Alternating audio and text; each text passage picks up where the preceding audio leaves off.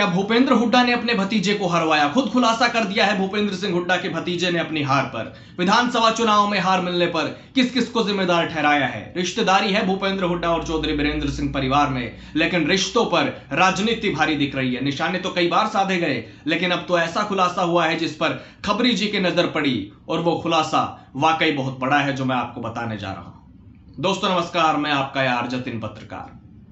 वैसे तो चर्चा काफी होती रही है पूर्व सीएम भूपेंद्र हुड्डा के भतीजे की हार की, लेकिन अब भूपेंद्र हुड्डा के भतीजे ने खुद बड़ा खुलासा किया है। पूर्व केंद्रीय मंत्री चौधरी बीरेंद्र सिंह के बेटे और पूर्व सांसद बृजेंद्र सिंह ने उचाना विधानसभा सीट पर मिली हार को लेकर बड़ा खुलासा किया है। उन्होंने कहा कि मुझे हराने के लिए पर्दे के पीछे बहुत खेल हुआ है। 3 लोग इकट्ठे हुए। पर्दे के पीछे खेल होने का मतलब आप समझ सकते हैं। उन्होंने कहा कि 3 लोग इकट्ठे हुए। खुद चुनाव लड़ रहे दुष्यंत चौटाला ने निर्दलीय के फेवर में इशारा कर दिया था। साथ ही बृजेंद्र सिंह ने आगे बिना भूपेंद्र सिंह हुड्डा का नाम लिए कहा, 2 निर्दलीय कैंडिडेट की निष्ठा एक व्यक्ति विशेष के प्रति थी। ये दोनों अंत तक खड़े रहे। वैसे बृजेंद्र सिंह की हार के पीछे निर्दलीय लड़ने वाले वीरेंद्र घोगड़िया और दिलबाग संगील की भूमिका रही। इससे जाट वोट बैंक बट गया और बीजेपी के देवेंद्र अत्री 32 वोट से चुनाव जीत गए, महज 32 वोट। बृजेंद्र सिंह को ज्यादा नुकसान हुआ वीरेंद्र घोगड़िया की वजह से, जो टिकट ना मिलने पर निर्दलीय मैदान में उतर गए। हालांकि एक निर्दलीय उम्मीदवार विकास को भी 13,458 वोट मिले। वैसे लोकसभा चुनाव के दौरान हिसार से टिकट के दावेदार रहे बृजेंद्र सिंह का जब टिकट कटा तो निशाने पर भूपेंद्र हुड्डा ही थे। चौधरी परिवार ने बिना नाम लिए हुड्डा को ही कटघरे में खड़ा किया था, और अब एक बार फिर से बिना नाम लिए विधानसभा चुनाव में जो हार मिली उसको लेकर भी कहीं ना कहीं भूपेंद्र हुड्डा की तरफ इशारा किया गया है बिना नाम लिए। कई मौकों पर हुड्डा और चौधरी बीरेंद्र सिंह परिवार एक दूसरे पर हमलावर होते रहे हैं। हालांकि मुझे याद है कि विधानसभा चुनाव में भूपेंद्र सिंह हुड्डा ने बृजेंद्र सिंह के लिए जनसभा की थी। वो अपने मामा के गांव डुमरखा कला पहुंचे थे और लोगों से न सिर्फ बृजेंद्र को जिताने की अपील की, बल्कि भतीजा भी कहा और सत्ता में आने पर मंत्री बनाने का इशारा भी दिया था। आपको याद होगा, जो लोकल है उनको खास तौर पर याद होगा। उन्होंने कहा था कि एक काम आप कर दो, एक हम कर देंगे, बृजेंद्र जीतेगा तो आपकी ताकत बनेगा। हालांकि ऐसे बयान कई जगहों पर दिए गए थे कि एक काम आप कर दो, एक हम कर देंगे, अलग अलग हलकों में विधानसभा चुनाव के दौरान दिए गए थे। दीपेंद्र हुड्डा ने भी काफी जगहों पर ऐसे बयान दिए थे। खैर, अक्टूबर 2024 में हुए विधानसभा चुनाव के बाद बृजेंद्र सिंह ने पहली बार उचाना सीट पर अपनी हार को लेकर अब खुलकर बात की। एक इंटरव्यू के दौरान उन्होंने कहा कि उन्हें न सिर्फ बीजेपी बल्कि जेजेपी और निर्दलीय उम्मीदवार भी हराना चाहते थे। बृजेंद्र सिंह ने कहा कि जेजेपी के दुष्यंत चौटाला ने तो मंच पर यह भी कह दिया था कि और कुछ ना सूझे तो गिरडे को ही दे देना। उन्होंने कुछ सोच समझकर ही कहा होगा।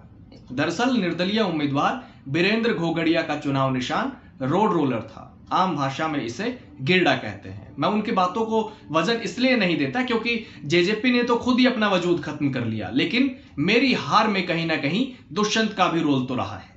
तो वहीं कुमारी शैलजा को लेकर भी बृजेंद्र सिंह ने कहा कि विधानसभा चुनाव में पूरा माहौल, विशेषकर एक समाज का बहुत बड़ा वर्ग कांग्रेस के पक्ष में मजबूती से खड़ा था। उस दौरान कुछ ऐसी घटनाएं घटी जिससे उनके मन में संदेह पैदा हो गया और पार्टी को इसका खामियाजा भुगतना पड़ा। उस समय विशेष वर्ग के साथ सामाजिक गठबंधन ने जो राजनीतिक रूप लिया था उसमें कमजोरी आ गई। नारनौंद रैली का एक वीडियो वायरल हुआ था जिसकी मैंने कड़ी निंदा भी की। सभी को लग रहा था कि कांग्रेस की सरकार बहुमत से आ जाएगी, इसलिए ओवर कॉन्फिडेंस हो गया कि 2-4 सीटें इधर उधर हो भी जाएं तो कोई फर्क नहीं पड़ेगा। यही ओवर कॉन्फिडेंस पंजाब में भी कांग्रेस को ले डूबा था और अकाली दल की सरकार रिपीट हुई थी। दरअसल 2024 में बृजेंद्र सिंह बीजेपी छोड़कर कांग्रेस में शामिल हुए थे। 2019 में वो बीजेपी के सांसद थे, पहली बार चुनाव लड़ा था, जीते थे। उनके पिता बीरेंद्र सिंह ने भी बीजेपी छोड़कर कांग्रेस में वापसी की 2024 में। उचाना विधानसभा सीट से कांग्रेस ने बृजेंद्र सिंह को प्रत्याशी बनाया। जेजेपी से दुष्यंत चौटाला मैदान में उतरे और बीजेपी ने देवेंद्र अत्री को टिकट दिया था, और यहां पर जाट बनाम गैर जाट इस चुनाव को बना दिया गया। जाट समुदाय के कई निर्दलीय प्रत्याशी भी मैदान में थे, जिसमें वीरेंद्र घोगड़िया प्रमुख थे।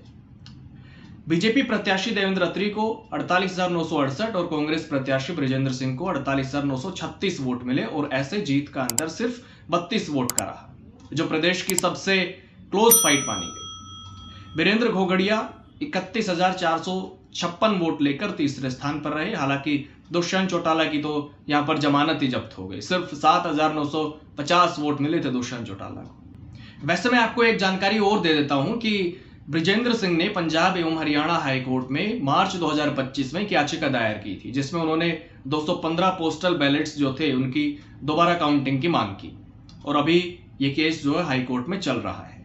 हालांकि ऐसी और भी सीटें हैं जहां पर जो प्रत्याशी जीते हैं उनकी जीत के खिलाफ कोर्ट में केस चल रहा है। कांग्रेस ने कई सीटों पर गड़बड़ी के आरोप भी लगाए थे, ईवीएम पर भी सवाल उठाए थे कांग्रेस ने, लेकिन अभी हुड्डा के भतीजे ने अपनी हार पर बड़ा खुलासा किया है और किस किस को जिम्मेदार ठहराया है वो सब मैंने आपको बताया है।